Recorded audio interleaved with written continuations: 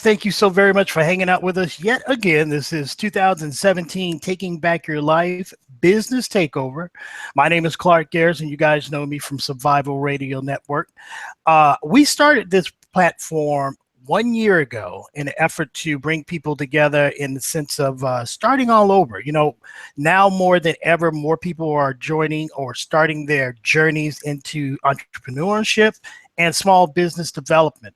So we felt like hosting these kind of one-on-one interviews live through video would be definitely a way to advance people's agenda and their dreams. Last year, we focused on health and wellness using kind of holistic approaches. So we had about 15 people around the world that came on, and those can all be seen still at my website at clarkgarrison.com for those who are looking.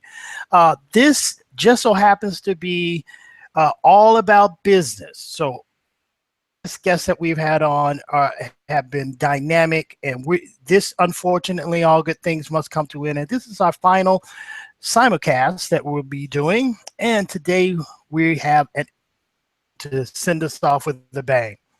My guest today is known as the Corporate Attraction Coach. She helps women and minority businesses owners and large organizations achieve greater success through business development and organizational excellence. Today, I'm hoping to speak to her about gaining and developing corporate sponsors. Please welcome the one and only Miss Shayna Rattler. Hey, how are you? You saved the best for last. It's funny how these things work out. I know, right? I'm good. Thank you for having me. And I love your last name because I went to FAMU. So every time I think of you, I'm like, there you go. It's funny that you say that. I've actually had people connect with me on Facebook. And they think that the reason why I have Rattler up there is because I'm a Rattler girl from FAMU. And I'm like, no, unfortunately, I was born with that, and I haven't been blessed with a husband to get rid of it. Not yet. Knock off something. Not yet. So to start, who Shayna Rattler, prior to becoming this huge, very organized corporate influencer? I was a rattler. Like I was a bully. And not bully in the sense of what some people are doing today. But I always beat to my own drum. I was the kid in school that, you know, you have one side of your report card that is for your conduct and the one side that's for your grades. And I would get like multiple check marks on the conduct for talks too much. I want to jokingly go back and tell my teachers now I get paid to talk. You should have just left me.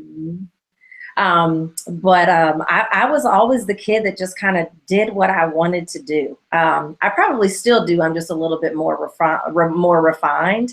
But I've always just been that girl that's just like, I'm going to figure out what it is that I want to do, and I'm going to figure out how I get it done. Now, fortunately, for me and my parents, the more mature I became and the older I got, I was a lot more tactful with my ways of getting it done. But, you know, full transparency, like I was the girl that I was like, I don't care what you think, and I don't care how I have to do it. I'm going to get it done.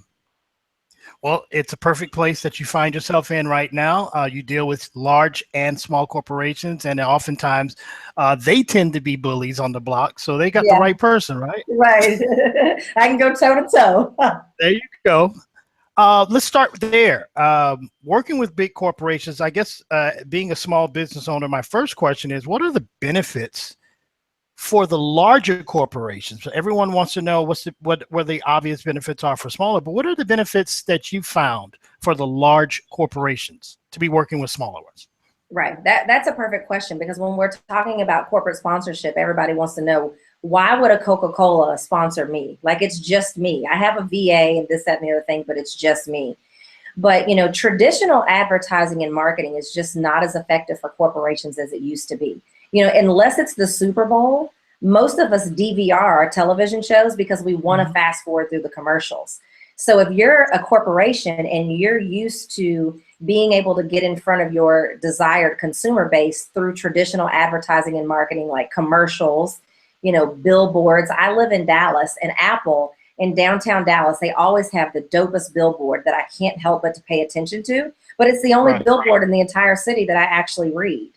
So they're sitting there trying to figure out, how is it that in this fast forwarding through commercials, everybody's digital, but yet we still don't even pay attention to the banner ads that go across the top and down the side when we're online? How do we get in front of our consumers when what we've always done before doesn't work?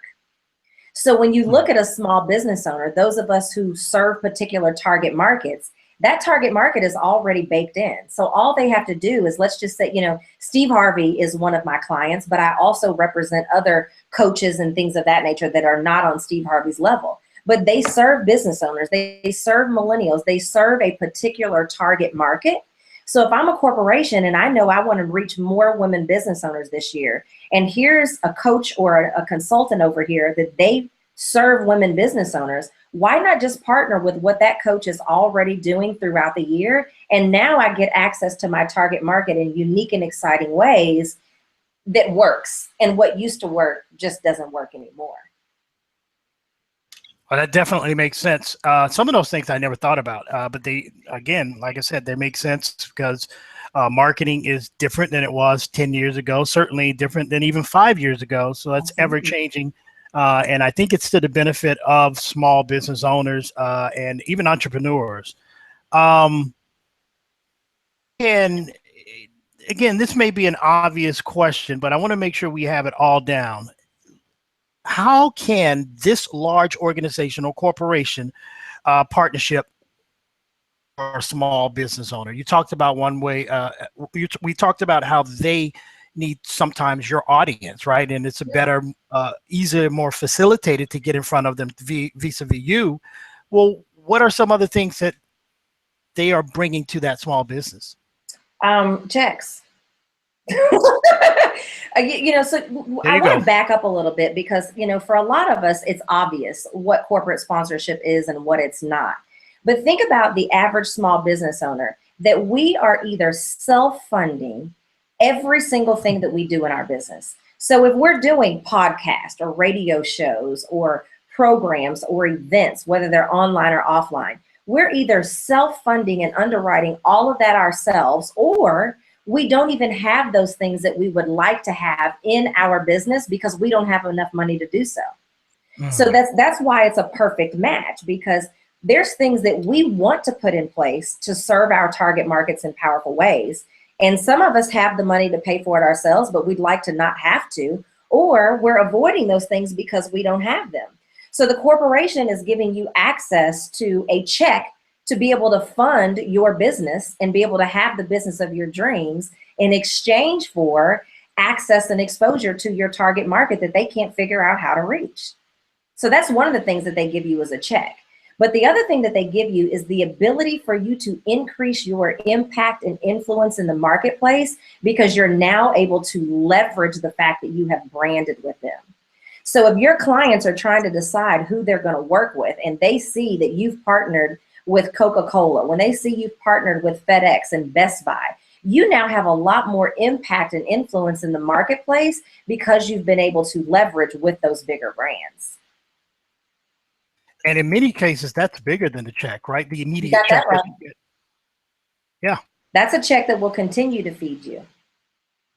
Absolutely. And talk about how, you land one corporate sponsor, all of a sudden you become an attractive kind of beehive for others. Right.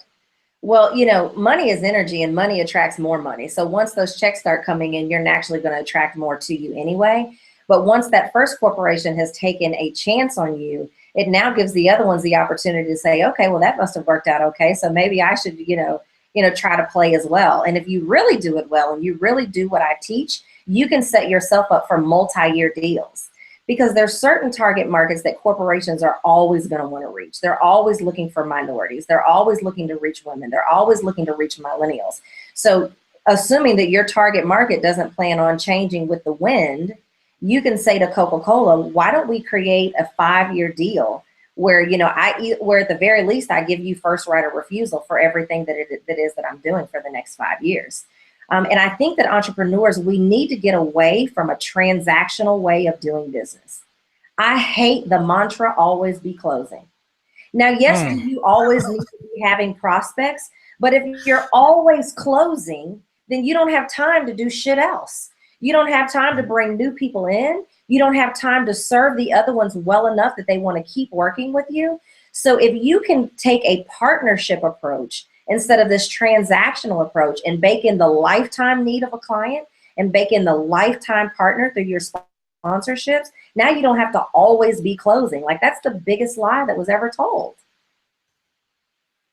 That's something I can't stand either. And I hear people say it, and sometimes I'll talk to them about it, but other times you know you're just going to get in trouble because everybody, especially small. Well, and I totally understand it. Small business, that means, and especially as an entrepreneur, if you don't kill, you don't eat, and if you don't eat, then your family does. You know, it just goes downhill. So I get it, but a lot of times they don't on laying those seeds which will sprout if we fertilize it right, if we give it the right amount of water, far greater than any one check we could have gotten that day. And what the key, as you said, is planting the seeds. What business owners are not doing enough of is business development activities. So if you're doing enough business development, if you're out building relationships, if you're out speaking, if you're out doing those core business development things, you're going to naturally always be closing. But if you're only focusing on closing, you don't have enough time to be doing the business development to have enough people in to close. So the focus needs to be on the pipeline, not the closing. You're not going to have but 2 or 3 people to close if you're not doing enough to feed the pipeline. That's huge. I'm already, so if you see me typing, I'm typing questions that I want to forget to ask you. So Okay. let's go back and let's define and not assume that people know. What is corporate sponsorship? What does that entail? What's your definition of it? So sponsorship is a mutually beneficial arrangement. You're giving them access to something that they need of value, and they're doing the same. Even though I say let corporate sponsors fund your business, it's not funding in the fact I need your check because I don't have the money to pay for my stuff myself. So you do need to be able to have a brand that is sponsorable. And we can talk about some of those things that you can do to make sure that you're a brand that is sponsorable. But at the end of the day, you're both giving the other side access to something that it needs and wants. It's not funding in the sense of the word, I need a new bus, I need a new machine, I need marketing materials, so let me go find a corporation. Like, go to the SBA and get a loan for that. But it's not that type of funding. You have to be able to give them something of value in exchange. Business development events. You mentioned that just a few minutes ago, and I if we can give, and you talked about some of the things that it encompasses. Can you come back around and give us a kind of your version of a definition of what that means? Sure. So business development is the activities that you're doing to get clients in. You know, one of my colleagues, she says marketing gets you known and sales gets you paid. But I think oftentimes entrepreneurs get those two things confused. So for me, when I'm selling my services to corporations or any type of client, there's 3 business development activities that have always been the most helpful for me. Speaking, I think speaking is going to be the most powerful marketing tool that you will ever have at your disposal because it gives people a chance to test drive you or sample you for free or less. Warm introductions. There's nothing more powerful than somebody saying, you need to meet Clark because this is what he can do for you. This is what he's done for me. This is what he's done for others. And then that's, you know, that's a warmer way in than me just picking up the phone. But then I also have what I like to call a client entry campaign. And basically that just means when I look at the type of companies that I want to be targeting, I'm going to think about what do they care about? What are the challenges that I know they have in their roles? And then I'm going to be sending them emails of value that says, hey, if you're in HR, I know one of the biggest problems that you have is being able to attract and retain top talent. You know, I help companies do that. Maybe we should talk. You know, my next email is going to be, hey, I know you're always looking to retain top talent. I've got a webinar. I'd love to invite you to the webinar. Then I follow up with a phone call that says, what did you like the most? I'd love to be able to help you take this further. So really, those are the only 3 things that I do in my business. I speak, I ask for warm introductions, and then I directly reach out to people with something that is timely and relevant for what I know they're experiencing. So let's change a little bit and talk about small businesses looking attractive. I've seen Sure. that you've talked about that. What I know this is an answer, but let's carve it down to, let's assume that all the basic stuff is handled. Okay. Right. Like you're a legitimate corporation, you have a bank, all those things like that. Right. Besides that, what does Biz Ready look like? Absolutely. So you want to have a brand that is sponsorable. So the very first thing that you have to have, there's three things. The first thing is you have to have a clear defined target market. Now, if we're not even talking about sponsorships in your business, if you think your products and services are for anyone and everyone, you're never going to attract anyone, let alone everyone. But when it comes to corporate sponsors and having a brand that's sponsorable, that's the only way that you can choose which corporations are going to be the best sponsors for you, because again, they're looking to access a certain target market. If you serve millennials and they're looking to reach women business owners, that's not an alignment. So the very first thing to being sponsorable is to having a clear defined target market. The second thing is that you need to be an influencer. And that simply just means that people follow you because you have an area of expertise. So I'm an influencer in the small business marketplace. Clark, you're an influencer in the small business marketplace. People come to us because we know what we're talking about when it comes to small business. And then the last thing is you need to be what I call a content creator. And I'm not talking about blog posts and putting, valuable tips on social media. What I'm talking about is that you need at least 3 to 4 ways that you touch your target market, both online and offline, that you can invite your corporate partners in. Now, here's the beauty of this. So I'm going to tell you what some of those 3 to 4 things are, and I hope that your listeners see that most of us, we're already doing these things. So see, corporate sponsorship, it doesn't have to be a 2018 or a 2019 strategy. For many people listening to this interview, they can be ready now or in 30 to 60 days. For some, who may just not put the pedal to the metal, it might take them 3 to 6 months. But have 3 to 4 ways that you're touching your target market through your social media, through your newsletters, through your online events, through your offline events, through your programs, through your products. If you have a clear defined target market and you're touching them in at least 3 to 4 different ways, you already have a brand that's sponsorable and your check is waiting on you. It's a $22 billion a year industry. So what would just a fraction of $22 billion do for your business of your life or your life?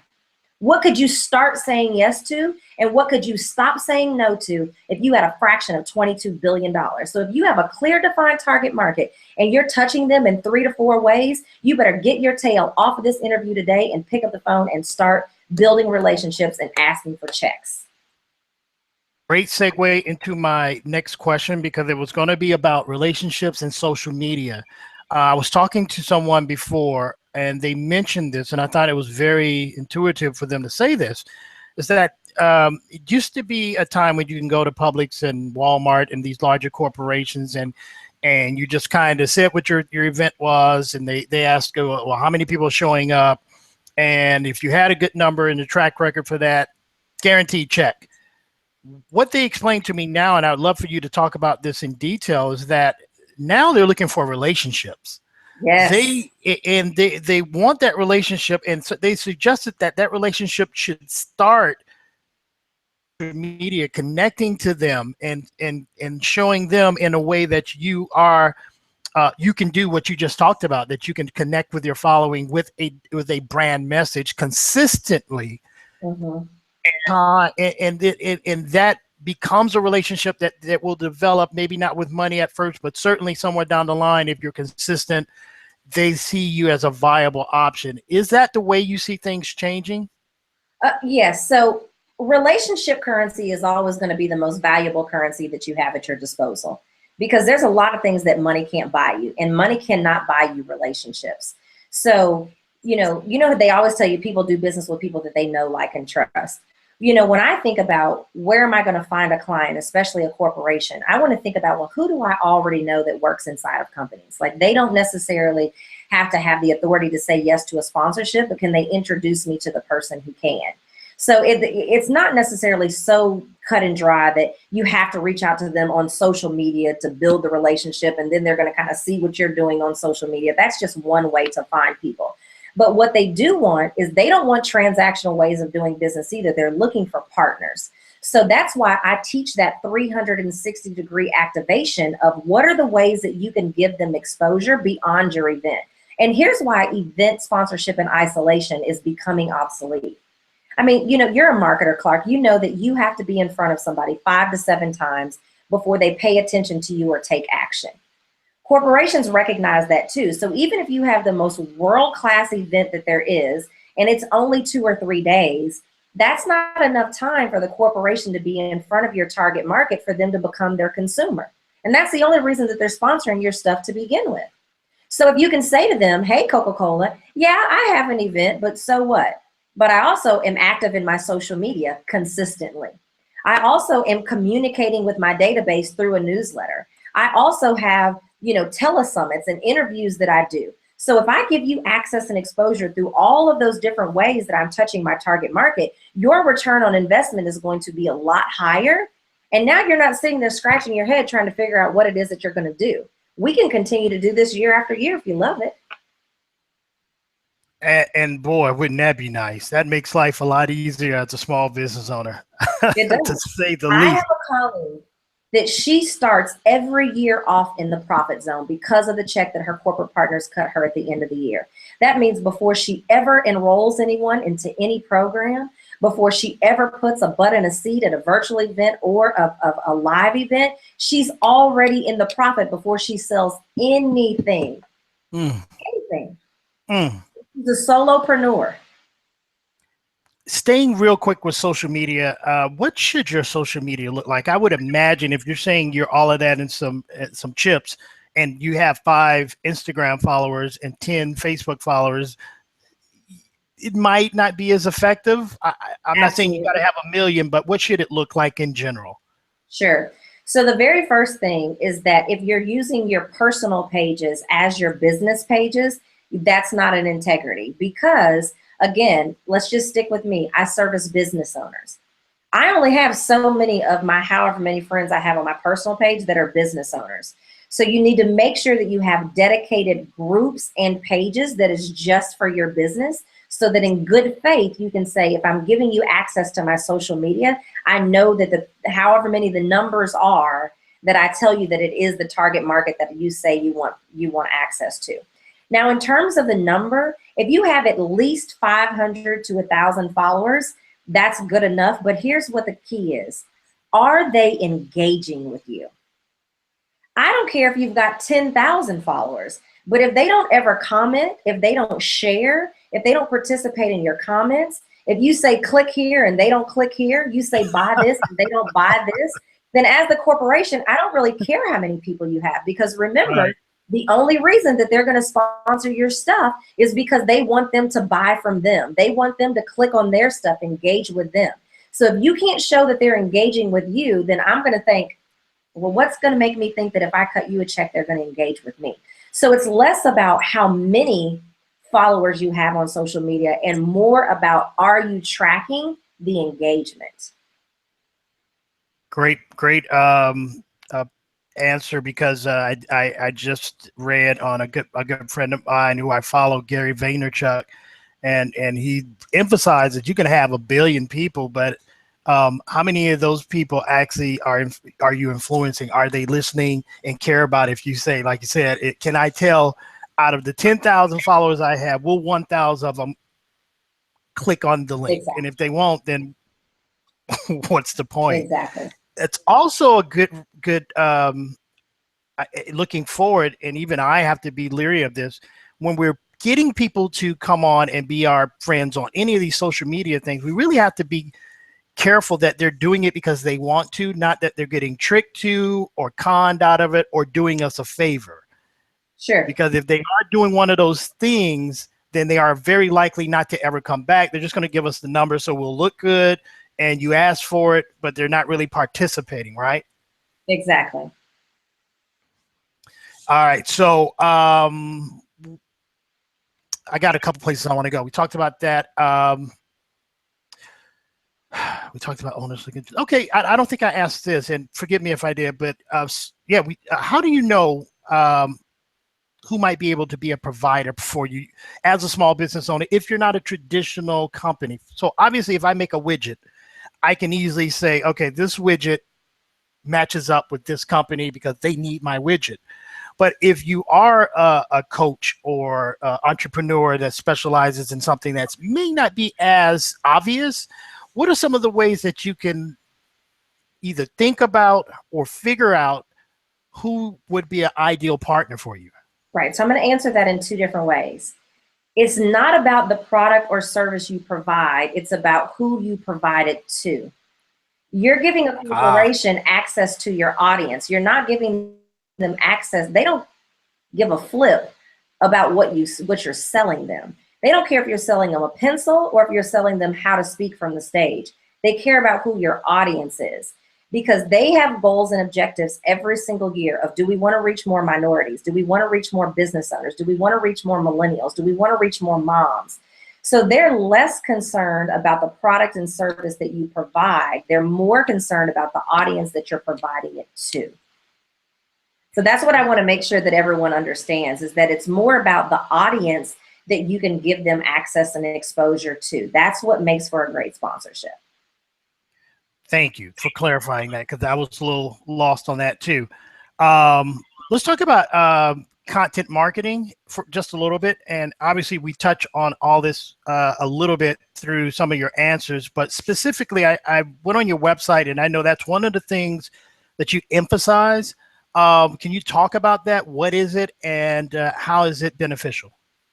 Yeah, so when they sponsor you, that's content marketing for them, because they see your social media, they see your newsletters, they see your offline events, they see your programs, they see all of your events, they see all of that as content. So we call it sponsorship. And do they call it sponsorship? Absolutely. But when you look at what it helps them to accomplish, they consider it to be influencer marketing or content marketing. They have recognized in the last few years that content marketing is as important for them as it is for us, for small business owners. But right now, they're only doing company-generated content marketing, meaning they have people that are sitting in cubicles and pumping out content, just like we do as small business owners. However, if a corporation sponsors my stuff, it's still content marketing, because they're branding their messages with my message.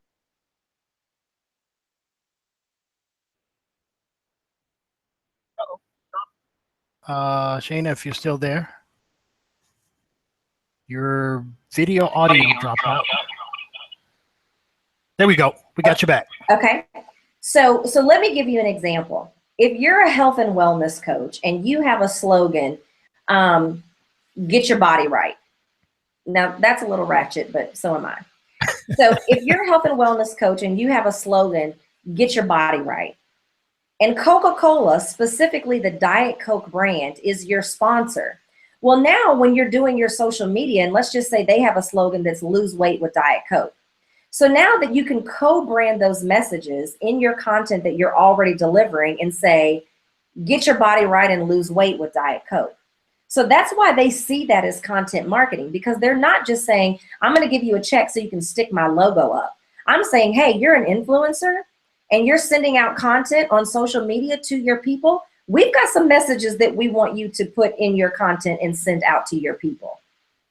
So they're using sponsorship as a form of content marketing for them.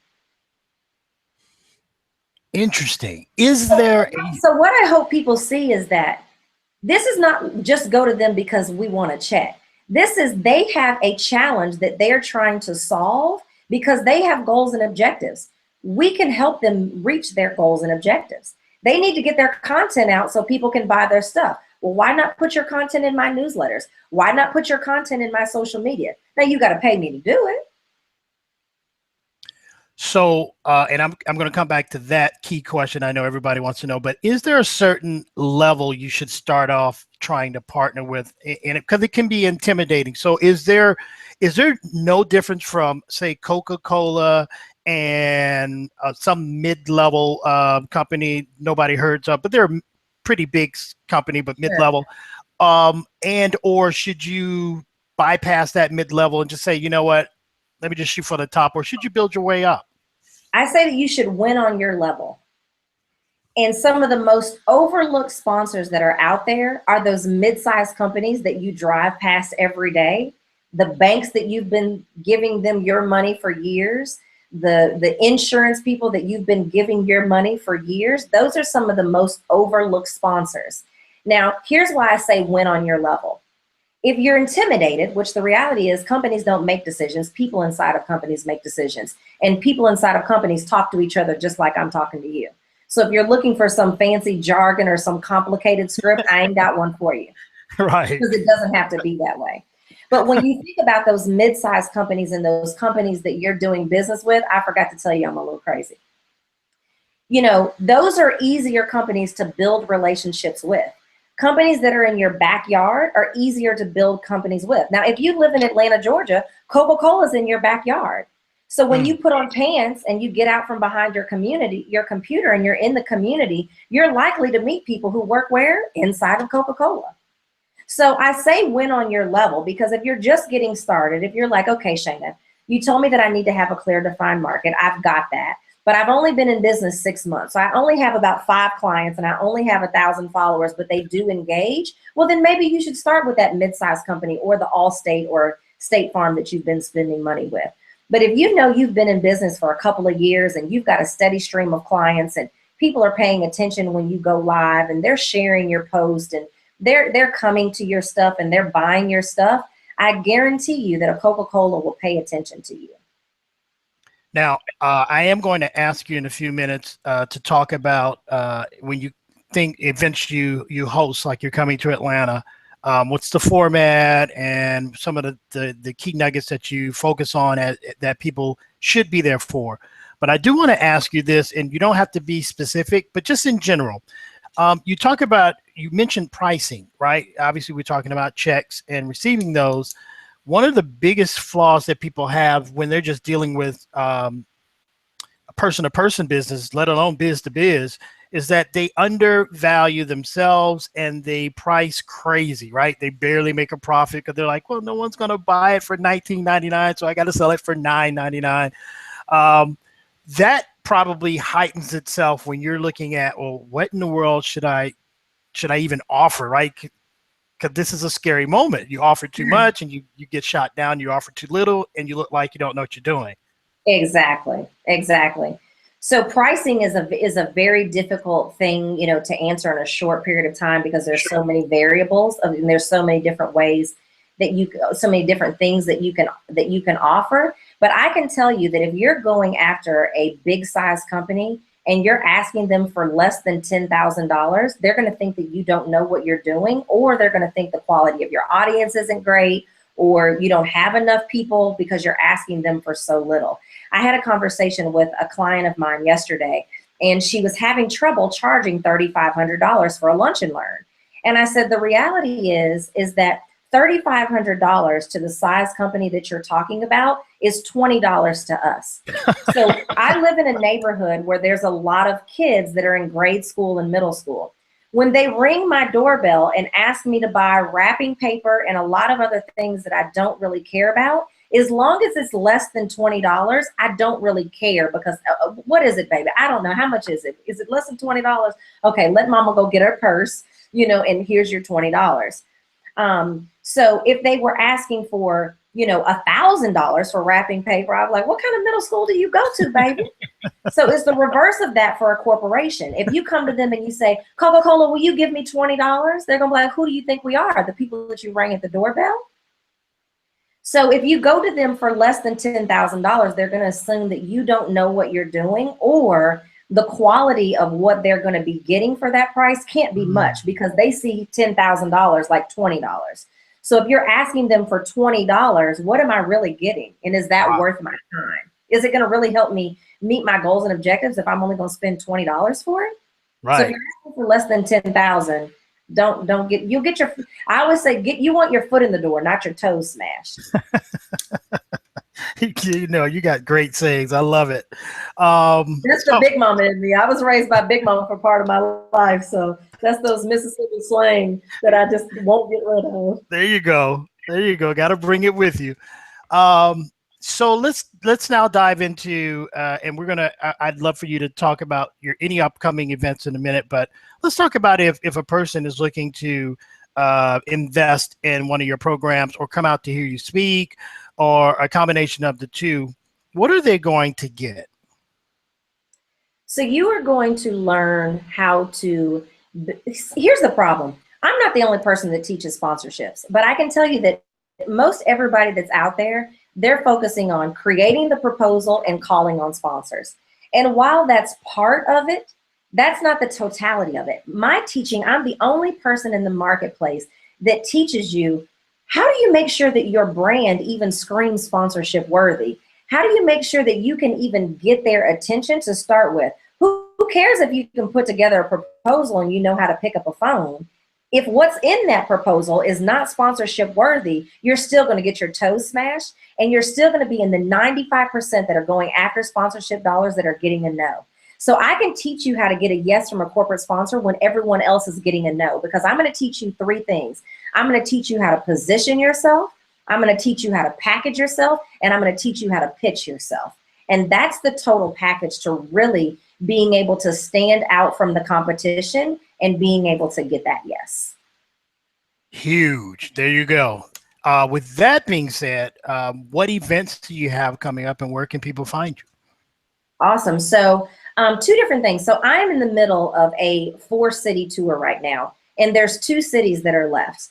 Baltimore, Maryland on March the 18th, and Atlanta, Georgia on March the 29th. So if you live in the Baltimore area or you live in the Atlanta area and you really want to take a deeper dive of how you can make 2017 the year that you stop self-funding your stuff or have the money to put into your business, then I really encourage you to go to theyestour.net.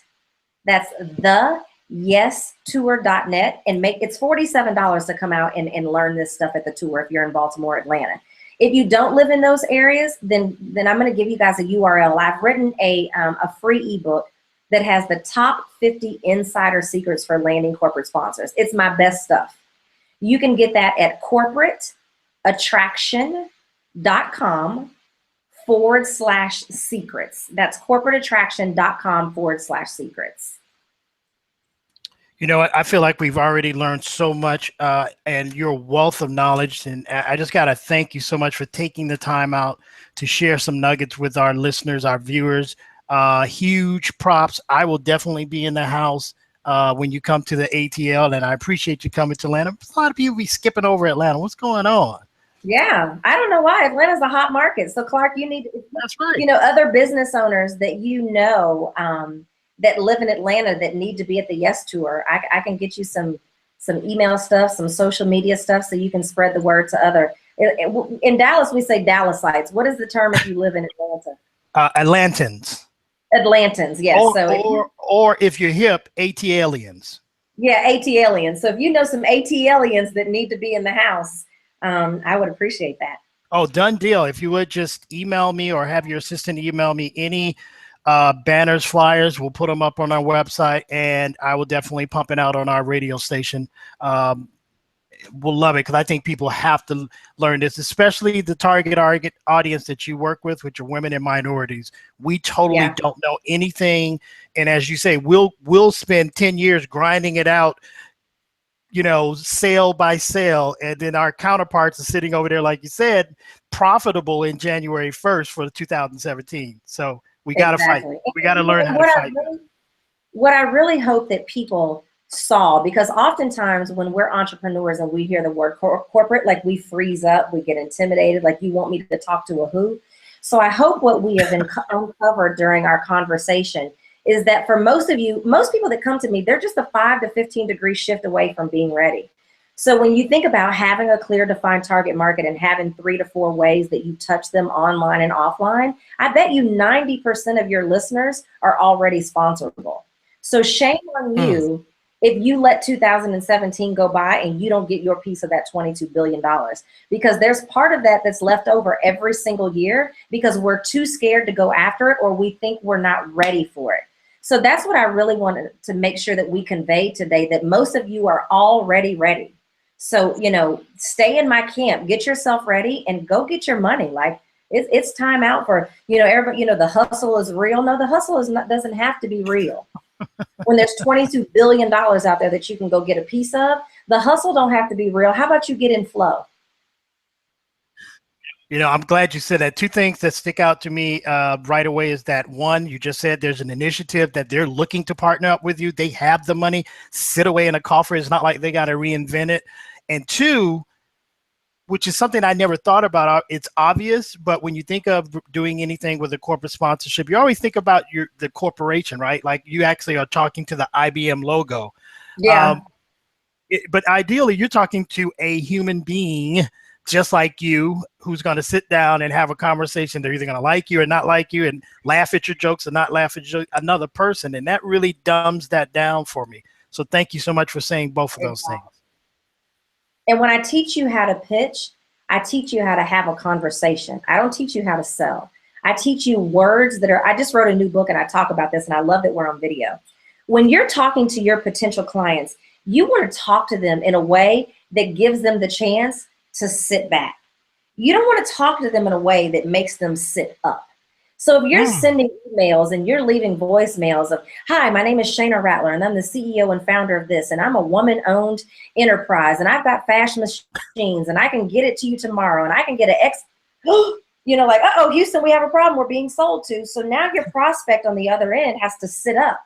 Versus if I say, hey, Joan, you know, I know you're looking to reach women and I serve women also. It might make sense for us to chat. Now Joan has the opportunity to sit back. She has the opportunity to have a conversation with me. She has the opportunity to tell me what the real deal is. And we're going to get so much more done than if I come at her in a way that makes her sit up.